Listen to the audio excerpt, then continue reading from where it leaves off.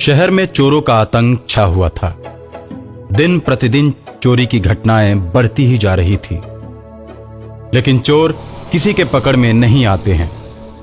और अब तो चोरी की बात आम हो गई है। चारों चोर चोरी करते और कब्रिस्तान में जाकर सामान का बंटवारा कर देते। चोर जिस घर में जाते कब्रिस्तान की मिट्टी साथ में ले जाते।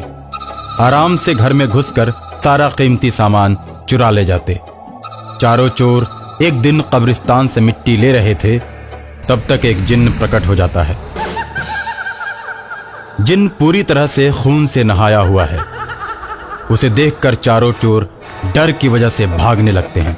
जिन्न चारों को पकड़ लेता है और कहता है, तुम लोग रोज मेरे कब्रिस्तान से मिट्टी चुराते हो और छिड़क कर लोगों के घरों में चोरी करते हो। मैं तुम लोगों को एक एक करके खा जाऊंगा।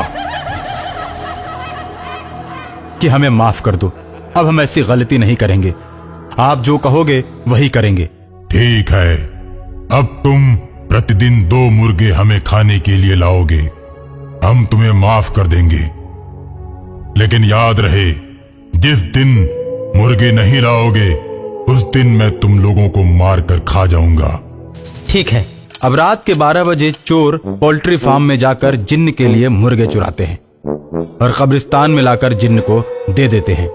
पोल्ट्री फार्म का मालिक जब सुबह मुर्गों की गिनती करता है तो 2 मुर्गे गिनती में कम हो जाते हैं।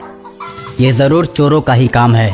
अब मैं अपने फार्म की निगरानी करूंगा और चोरों को पकड़कर कानून के हवाले कर दूंगा।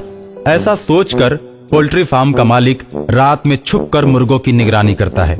रात के 11 बजे चोर मुर्गा चुराने के लिए आते हैं। तब तक पोल्ट्री फार्म का मालिक धीरे से दरोगा को फोन कर देता है।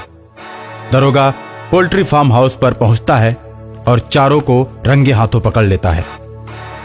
चोरों को थाने ले जाकर चोरों से पूछता है, शहर में तुम लोग ही चोरियां करते हो ना? दरोगा जी, अगर हम लोग चोरियां नहीं करेंगे तो जिन्न हमें मार डालेगा। नमक हरामो, चोरियां अपने लिए करते हो और बदनाम जिन्न को करते हो। जिन्न भूत को कानून नहीं मानता, नहीं मानता। अगर हम लोग जिन्न को समय से मुर्गे नहीं पहुंचाए तो जिन्न हम लोगों को यहाँ भी आकर मार देगा। अबे तू क्या समझता है कि जिन्न के डर से मैं तुम लोगों को छोड़ दूंगा? इतना मारूंगा कि हेकड़ी गुम हो जाएगी। बता, तूने किस किस के यहाँ चोरियां की हैं? शहर में हम लोगों ने बहुत सी चोरियां की हैं, बहुत सी दुकानों को लूटा है। अरे किस किस का नाम लें? अब देखिएगा दरोगा जी, जिन्न इस वक्त आता ही होगा, उसके आने का समय हो गया है। कब्रिस्तान में जिन्न मुर्गा न पाकर क्रोधित हो जाता है और उन चोरों की खोज में निकल पड़ता है। अपनी शक्तियों से जिन्न पता लगा लेता है कि चारों चोर कहाँ हैं। जब जिन्न को पता चलता है कि चारों चोर पुलिस की गिरफ्त में है, जिसकी वजह से आज मेरे लिए मुर्गे का प्रबंध नहीं हो पाया, तो जिन्न और क्रोध से भर जाता है और तुरंत उड़कर पुलिस स्टेशन जा पहुंचता है। तुम लोग यहाँ पर हो और मैं तुम लोगों का कब से इंतजार कब्रिस्तान में कर रहा था। जिन्न के इतना कहने पर चारों चोर डर जाते हैं और थर थर कांपने लगते हैं। उन्हें लगता है कि जिन्न अब उन्हें मार देगा। ऐसा सोचकर वे जिन्न से बोलते हैं, अरे हमारी कोई गलती नहीं, हम तो आपके लिए मुर्गे ही चुरा रहे थे, लेकिन फार्म हाउस वाले ने दरोगा को फोन कर दिया और दरोगा ने हमें अरेस्ट कर लिया।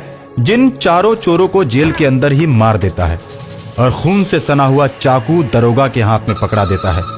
जब तक यहाँ पर एसपी नहीं आ जाता तुम इसे पकड़ कर रखो, नहीं तो मैं तुम्हें मार दूंगा। दरोगा के हाथ में खूनी चाकू पकड़ाकर शैतान एसपी को फोन करता है। कौन? मैं बदलापुर थाने से बोल रहा हूँ। जय हिंद सर। दरोगा जेल में घुसकर 4 कैदियों को चाकू से हमला करके उनको मौत के घाट उतार चुका है। आप अभी आकर उसे अरेस्ट कर लीजिए। एसपी आकर दरोगा को रंगे हाथों पकड़ लेता है।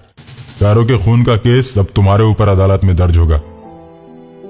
तुमने जो चारों का खून किया है, अब तुम्हारी सुनवाई अदालत में होगी। अभी तुम्हें सस्पेंड कर देता हूं, हो सकता है तुम्हें सजा हो जाए। इतना कहकर एसपी दरोगा को जेल में डाल देता है और मामला अदालत में पहुंचता है। और जिस जेल में दरोगा बंद रहता है उसमें जिन्न आकर उससे कहता है, अब तो मुझे इंसानों का ही खून अच्छा लगता है। अब तुम्हें तेरे ही खून से अपनी प्यास बुझाऊंगा। ऐसा कहकर जिन दरोगा को मार देता है। दरोगा के मरने के बाद जिन खूनी हो जाता है और शहर में कत्लेआम करके लोगों का खून पीने लगता है। ये बात एक मौलवी साहब को पता चल जाती है। मौलवी साहब जिन्न के पास जाते हैं और उसके ऊपर कब्रिस्तान की मिट्टी छिड़कते हैं। कब्रिस्तान की मिट्टी पड़ते ही वो जिन चिल्लाने लगता है, उसका शरीर जलने लगता है और जलकर वो धीरे धीरे खाक हो जाता है और इस तरह जिन्न का अंत हो जाता है।